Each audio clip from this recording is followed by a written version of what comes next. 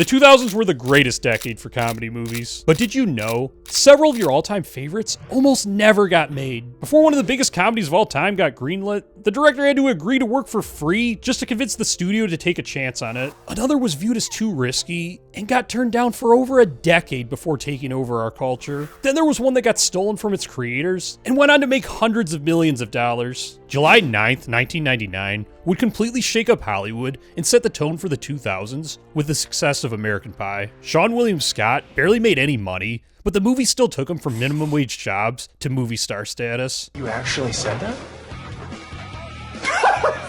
Shut up.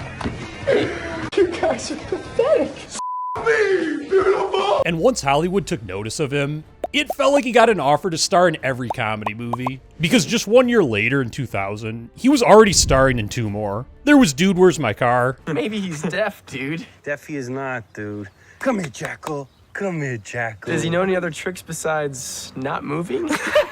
Which he starred in alongside Ashton Kutcher, who had been rising to fame from That 70s Show, and said this role was oddly realistic for him. The character that I'm playing myself right when I got out of high school. I did what Jesse and Chester do. I think it's more reality-based. Which was also written by That 70s Show writer Phil Stark, who's become a therapist and an all-around cool guy. A financial success at the box office, and probably the greatest stoner comedy of all time. I just had the craziest dream. About what?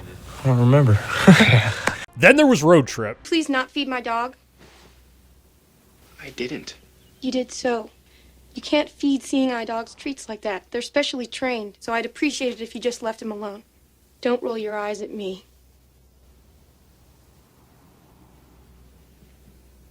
An even bigger success, and one that told us Sean wasn't going away anytime soon. Speaking of people who weren't going away, it was also the narrative directorial debut of Todd Phillips. But did you know that it was also DJ Qualls' breakout role, and he was never supposed to have a big role in this? So I auditioned for a one-line part in Road Trip and wound up getting a lead. Literally 9 months later, I'm on The Tonight Show. And I had to pawn the title to my car. He brought me out so he could see me in person, but I had to pay for it. So I had to pawn the title to my car. They're doing this. Well, your character does this. You cool that? Can you do that? Your character... And it was like, I was like, when do I find out if I have the role? It was like, oh, you have the role. And I'm like, really? And my mind just exploded. I did take the minimum you could take. And it's an absolute classic, and it's also my all-around favorite college movie. That was awesome. But these weren't even the 2 biggest comedies this year, because 2000 also gave us the birth of the biggest parody series of all time. Does this shirt make me look gay? Nah, man. What about now? Nah. Cool? Yeah.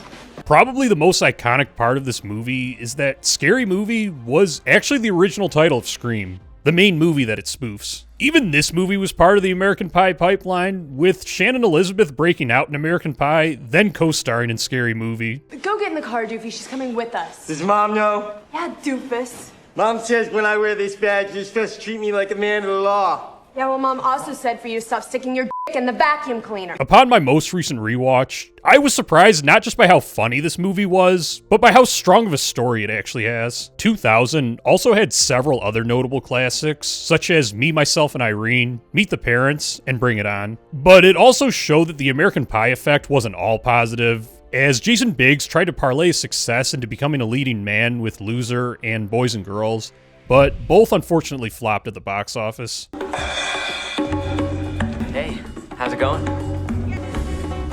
Hey, how you doing? Exactly how far can you bend over? And the momentum didn't slow at all in 2001, as the comedy boom was just getting started. The American Pie gang reunited in epic fashion for its first of many sequels. I don't care if you are the best lay I've ever had in my life. I hate your guts anyway. And I don't care if you did give me 10 orgasms in a row, and I haven't showered, and I want to shower. And that includes f***ing me in the ass. But something I didn't know until a week ago was that the studio never planned to make this movie, and it all came together last second. They were like, well, we're not going to make a sequel. And all of a sudden it's like, hey, we're making a sequel. The timeline on it was totally crunched. Everything was compressed. I mean, we kind of sort of barely had a finished script when we got going. Wow. And so there was a lot of meetings while we were shooting. Like, that scene that we're doing in a couple days, it's okay, but what can we do to make it better? So at night, after we get done shooting, we'd be rewriting as we were going. And it's pretty insane to think just how different so many careers would have looked if this movie never happened. It even outperformed the original at the box office, and while I think it's funnier than the original, I wouldn't say it's quite as good. But speaking of sequels that weren't supposed to get made, Scary Movie did so well that just 1 year later it got a sequel. There's something going on in this house, Professor. I'm not crazy! Ah! Just like American Pie 2, I thought it was a noticeable step down, but it definitely made me laugh more. Oh, that's heavy. Woo, that's heavy. I better use my strong hand. Oh, no, Clumsy. Look, you got the panties. No. Gonna need that for later. Okay, here we go. Follow me, child. Watch my body. But Columbia Pictures was at its wit's end with all these teen comedies, so it went ahead and made not another teen movie. And this time, I don't want your car. I want you. Oh, Catherine, that's disgusting. You're my sister. Only by blood. Oh! I always laugh about how this was Chris Evans' big break and where he is now in hindsight. And it's really cool just looking at his audition tapes from this movie. And gentlemen, boys and girls, we have a winner. No. Can we get a spotlight? No. No. She has yes. glasses. Glasses. Ponytail. Ponytail. Oh, and look at that. She's got paint on her overall. But the lighthearted spoof energy was clearly in the air because we got another one, just this time spoofing model culture. Maybe we should be doing something more meaningful with our lives. Like helping people. Derek, what people? I don't know. People who need help. Even though Zoolander ended up becoming iconic, it had one hell of a ride to even getting made. It started out as a character that a friend of mine, Drake Sather, wrote for a bunch of little sketches for the VH1 Fashion Awards. A male model, a photographer, and a publicist. And I said, this is ridiculous. You want me to play a male model? He said, yeah, that's what's funny about it. He called him Derek Zoolander, and I just started sort of doing like a weird, like kind of Marilyn Monroe voice or something. I can turn left.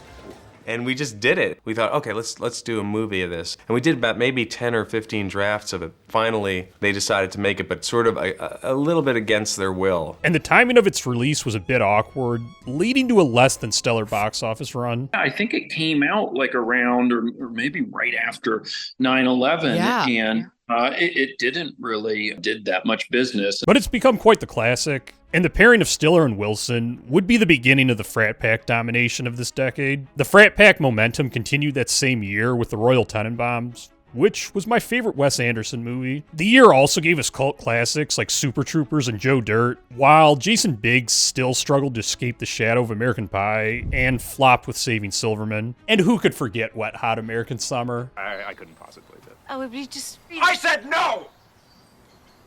2001 was absolutely loaded, but 2002 proved to be a bit of a slowdown after the insanity that was 2000 and 2001. We did get the first Jackass movie, along with Adam Sandler's first hit of the decade in Mr. Deeds, which was pretty funny.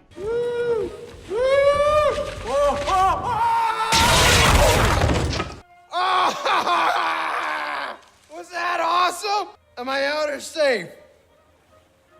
Sandler also experimented with Punch Drunk Love and 8 Crazy Nights, but like most of his career, when he strayed away from his traditional films, audiences largely didn't show up. But overall, this has got to be the least prolific year of the decade, with the two movies that are probably still being celebrated the most being Goldmember and Van Wilder. There were also several movies that tried to copy the formula of the classics from the past few years, but ended up missing the mark. Films like The New Guy, Sorority Boys, and Boat Trip never really connected with audiences in the way that American Pie and Road Trip did. But my favorite of 2002 was definitely the little heard of National Lampoon's gem, Replicate, which I highly recommend if you've never seen. 2002 might have been a slow period for the genre, but it was really just the calm before the storm, because 2003 took notice, and it was no doubt the biggest year for comedies up to this point in the decade. We got our third American Pie, and out of all of the sequels, this one is by far my favorite. This is a little difficult to explain. Look, you're okay. You're okay. I mean, I like you. Yeah, great. You can me after practice. It was also supposed to be the last one with the original cast, but spoiler, it wasn't. There's no part 4 for the same reason that we pared the cast down for this one. Once you've seen a character mature, which is what happens in this one. I mean, even Stifler has a little character arc. What else can we do that's still fresh and entertaining and new? And so I want to call it quits. This wasn't even my favorite of 2003 because we also got my favorite Christmas movie ever. You have to get mad. Yeah, kid, come on, get mad. Scream at him. I always loved the dynamic between Billy Bob Thornton and Brett Kelly. Behind the scenes was even more wild than the actual movie, though, because Billy Bob Thornton took method acting to the extreme, often drinking on set and leading to chaos. I'm on the verge of maybe passing out here. So if you don't mind, just nudge me when they call action, will you? Because I'm going to lay down here for a minute. I wasn't supposed to be laying down the scene. They started up the escalator, and she couldn't wake me up, evidently. And so it kind of dumped me out up there, and I woke up, and I'm like, oh, yeah. I'm in this movie.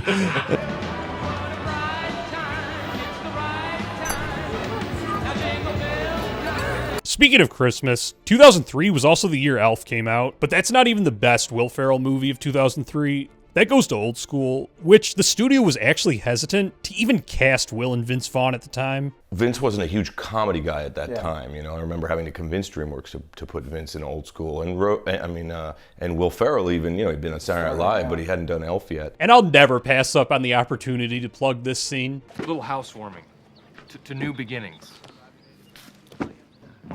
Actually, I gave this to you for your wedding. This model? No, this exact one. And yet there were so many other classics. School of Rock turned Jack Black into a star. Bruce Almighty and Dumb and Dumber continued Jim Carrey's insane run. And Love Actually became a holiday staple. But 2003 wasn't without real drama. The Wayans brothers, the guys behind the first 2 Scary movies, say they got their franchise stolen from them by the Weinsteins over a contract dispute. Took it from us. That was a franchise and then they stole the idea for the third one. Right. We as gentlemen, we walked away from the third one because it was like, well, first of all, they took it from us, put it in and gave it to somebody else because we couldn't make a deal. The movie still had a ton of funny moments without them. They're blank. Turn them around, honey. Oh, yes, of course. Who's this? That's Ralph. He's right over there. But at the same time, it felt like they replaced a ton of the jokes in this movie with just over-the-top slapstick. Here, I just... Worry about it. You know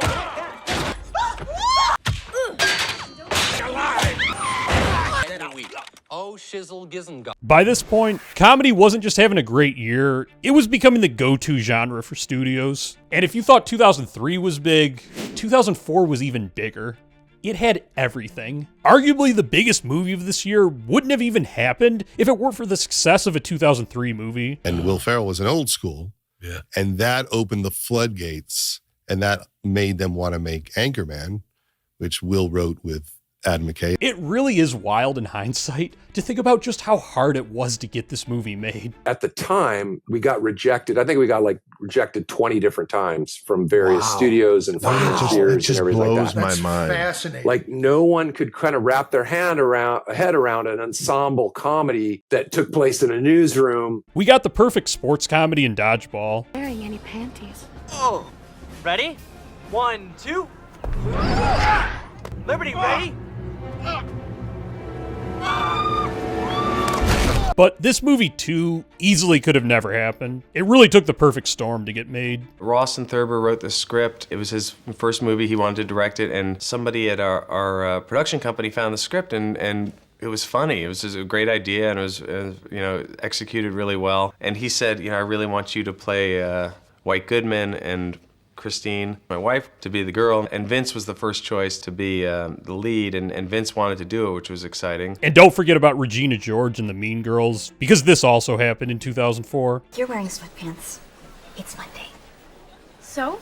So that's against the rules, and you can't sit with us. I'd be remiss if I didn't stand up for Starsky and Hutch, because this is another one of those super underappreciated movies. And of course, Ben Stiller shined bright yet again. A little word of advice. Next time you're watching a place, don't claim that you own it just because you're watching it, okay? I house sit for my sister all the time. It's not like I claim that I own her house, you know what I mean? That goes for all y'all. Don't pretend to be something you're not. Just be who you are. That's what's really cool.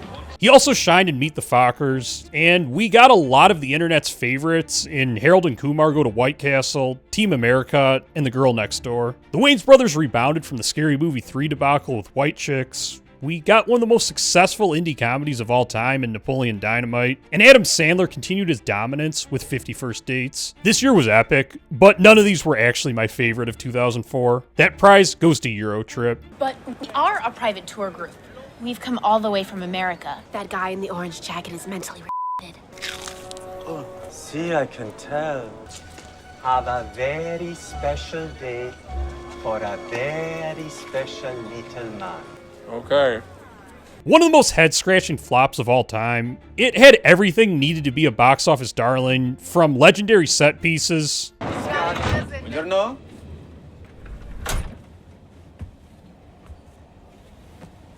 You know there are a lot of other empty compartments. Huh?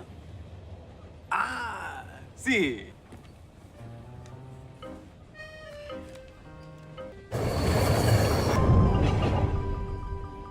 Pardon me. Mi scusi. Mi scusi.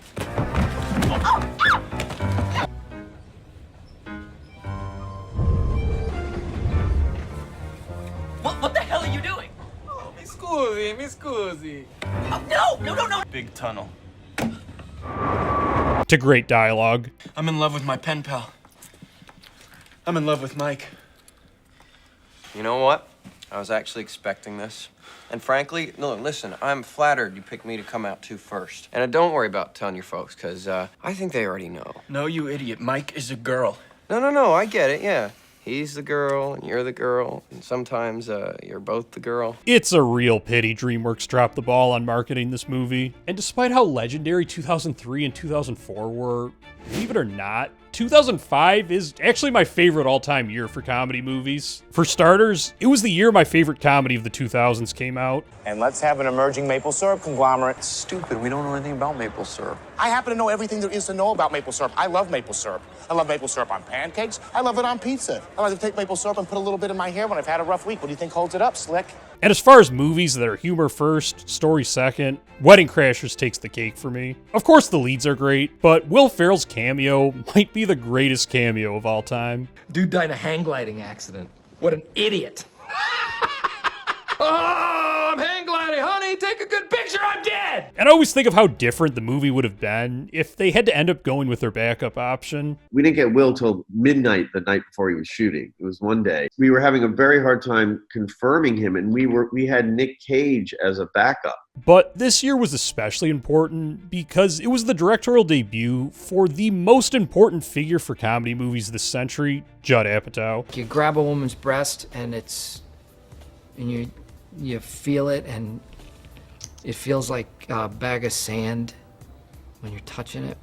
Bag of sand? This movie, of course, happened thanks to the success of a 2004 movie. Well, we were shooting Anchorman, and Steve was just so funny that I asked him if he had any ideas that he could star in, and he said, well, I've always wanted to play a 40-year-old virgin. We pitched it around, and we tried to figure out, well, how would you do this movie? And, before this, I did a TV show called Freaks and Geeks, and I thought, well, I guess this is like, what if one of the geeks never had sex and it's 20 years later and what's he gonna do? And it would still be really funny and sweet and you'd root for him. And it ended up being a massive hit, both at the box office and on DVD. But even more importantly, it launched the next wave of comedy movies, to the point that about half of the movies we're going to talk about the rest of the video never would have happened if it weren't for the success of this movie. There were also several films that got panned by critics, but I personally really enjoyed, including The Ringer, Dukes of Hazzard, Just Friends, and the remakes of The Longest Yard and Bad News Bears. Then there was the absolutely star-studded indie flick Waiting, Fever Pitch, Thank You for Smoking, and Fun with Dick and Jane. And it marked the beginning of the American Pie spin-off series with Bandcamp, which I know you can't compare these to the originals, but I still thought they were fun, and they clearly had a ton of fun making this film. Hey, what's up? I'm Tad Hilgenbrink. Welcome to the first day of shooting on American Pie Bandcamp. Welcome to Bandcamp, f***ers! 2006 ended up becoming probably the most unique year of this decade. These movies are listed as comedies, but Adam Sandler and Will Ferrell really got to showcase their dramatic chops with Click and Stranger Than Fiction. And this is a hot take, but I actually think these are the two best movies that each of these guys starred in. Idiocracy was legendary. Welcome to Costco. I love you. Welcome to Costco. I love you.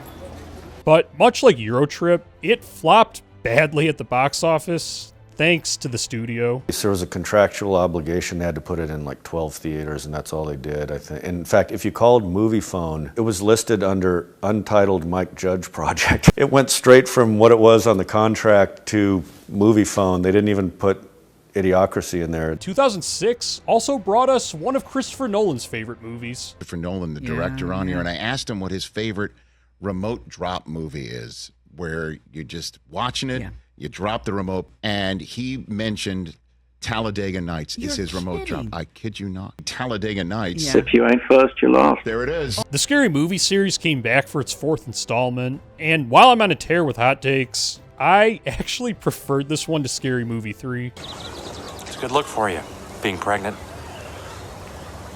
I'm not pregnant. Then there was the cult classic Grandma's Boy, Borat, which I know is loved, but wasn't for me. The Benchwarmers, The Breakup, Accepted, The Naked Mile, and Dane Cook's first lead role in Employee of the Month. It might have not been the biggest year for crowd pleasers, but it was full of experiments, and most of them ended up way better than I would have imagined. 2007 was the year of low-key, underappreciated comedies. It was absolutely full of them. I don't think society appreciated the American version of Death at a Funeral enough. Who's this? You know, I asked myself the same thing when my dad passed. I said, who is this man? No, Brian. Who's this in the coffin? Because that's not my father. Are you sure? Look at the damn body, man. Oh, You got Jackie Chan in there. It's not Burger King. You can't just mess up my order. Please just calm down. I think I know where he is. You think? He's in one or two places. I think it's the second place.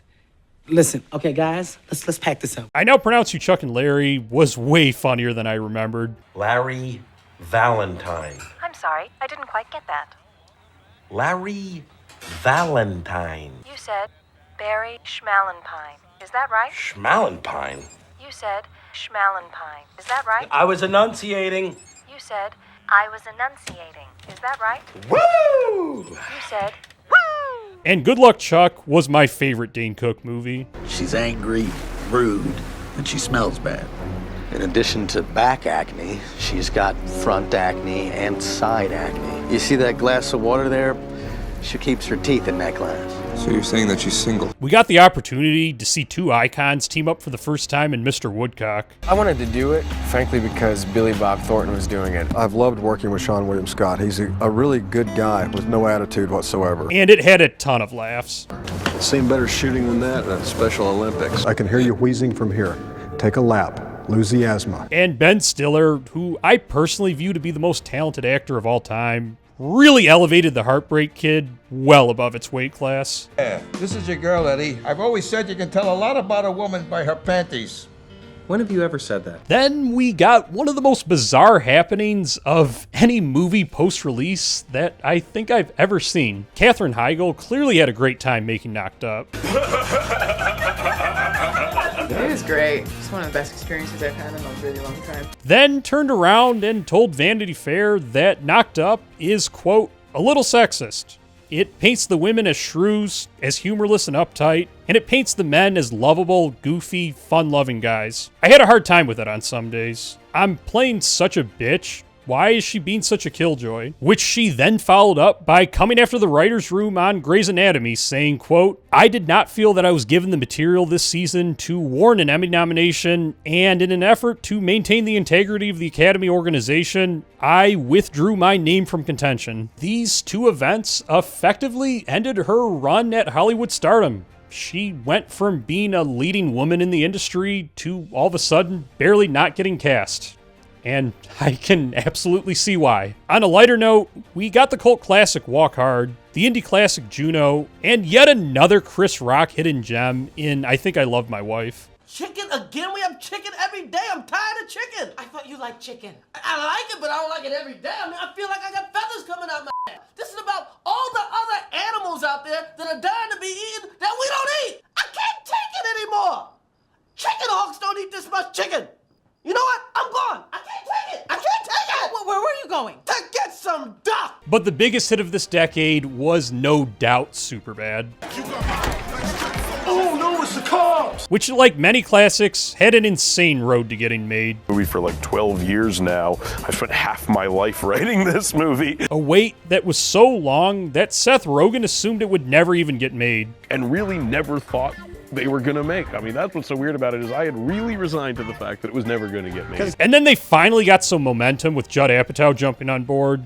He thought he finally found the funding when he got a big-time producer to jump on board, but even that took a shocking turn. A producer joined us because we thought maybe we're not powerful enough, so we got this powerful producer to jump on the project to help us. And then suddenly he got hired to be the head of a studio. And we thought, well, now we're gonna get to make it. And the first decision he made as the head of the studio was to not make the movie. But it finally got the go-ahead, thanks to Christopher Nolan's favorite movie. Other movies started succeeding, like Talladega Nights and things that I was working on.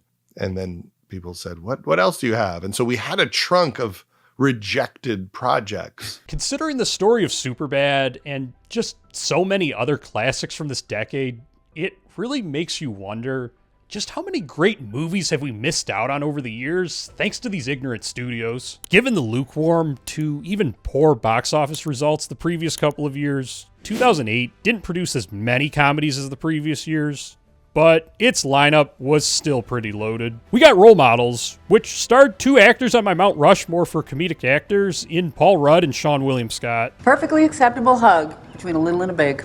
Ooh la la. This is not. Obviously, we're not supposed to butt these kids. This movie also had quite the script writing phase, starting out in a completely different genre. I think it was a drama just about the Danny character and the boy, and then they made it a two-hander, more like a Wedding Crashers kind of thing, and then we tried to turn it into two very different characters. The ever-controversial Tropic Thunder came out the same year, with Robert Downey Jr. stealing the show, though he definitely had questions about the role initially. Me, Sergeant, and I said, wait a minute, hold on. Mm-hmm. This is the stupidest idea I've ever heard. And he goes, I know, isn't it great? Yeah. And I thought, well, in the right context, it could be entertaining and or it could be disastrous. And yet again, you just can't deny the genius of Ben Stiller. He wrote, directed, and even starred in this movie. We got a few comedies that aren't my personal favorites, but I respect in Semi-Pro, Step Brothers, Pineapple Express, and Forgetting Sarah Marshall. A couple of low-key but fun ones in The Promotion and Sex Drive. And a top 5 Christmas movie for me in 4 Christmases. Crime bop, hee-haw bop. That's Merry Christmas in Burmese. Audiences had about enough with the spoof genre by now, but I wouldn't sleep on superhero movie. You're not my father. But I love you like your father did. I believe in you like your father did. I had sex with your mother just like your father did. By the way, you can check out my directorial debut for free on Tubi. It's a stoner comedy, very much in the vein of the 2000s. But in 2009, the genre went out with a bang, both figuratively and literally. Before he was taking over the horror genre with Barbarian, Weapons, and soon-to-be Resident Evil, Zach Cregger made Miss March. Maybe it wasn't an all-time classic, but it's a great example of a lighthearted comedy that the world needs now more than ever. Oh, gross! That's Gertrude von Brauer. What's wrong with her eye? It's dead. Ah! Gertrude was my next-door neighbor. Our childhood friendship blossomed into a romance by high school. Hef, no! Tucker, yes. Gertrude von Brauer was the love of my life. She's like the worst-looking person I have ever seen. Give me back that photograph. Gertrude died when she was 18 years old. Oh, thank God. Fired Up, The Invention of Lying, and Extract were perfect examples of these kinds of movies as well. I'm in such a hurry right now, Nathan. Yeah? You been busy? Yes, very, very, very busy. And I'm so busy right now, I gotta go make a phone call, I gotta call the office before they all leave for the day. Hey, listen, real quick, while I've got you here, what are you guys doing November 17th? I think that we're out of town. Oh, yeah? Where are you going? Wait a minute. I'm at the 7th. That movie, Extract, by the way, was also directed by the same guy as Office Space, Idiocracy, and King of the Hill. It just never went mainstream like those, but it's 100% worth the watch. Funny People is one of my favorite all-time dramedies and Adam Sandler movies. It was so important to Adam that he actually passed up on the opportunity to work with one of the most prolific directors of all time to star in this. You know what's a role you turned down that I was shocked by? What? Quentin Tarantino wanted you to play the bear Jew. Yes. And Eli Roth ended up doing it. No, I wanted to do it. It was just Judd was shooting Funny People at the same time. For years, he was telling me he wrote it for me. And so I was always excited to shoot it with him. And then when that happened, I called him up. I said, I don't know if I can do it because I got Judd. And he goes, okay, cool, no worry about it. But as you see, the studios were definitely starting to lose faith in the genre, and it's directly reflected by fewer and fewer being made each year. It's hard to believe that one of the biggest comedies of all time, The Hangover, almost never got made. The studio didn't trust the actors, and the only way it did end up getting made is because the director agreed to work on the movie for free. It's probably the single most bizarre behind-the-scenes pre-production story I've ever heard of, and I take you on its incredible journey here.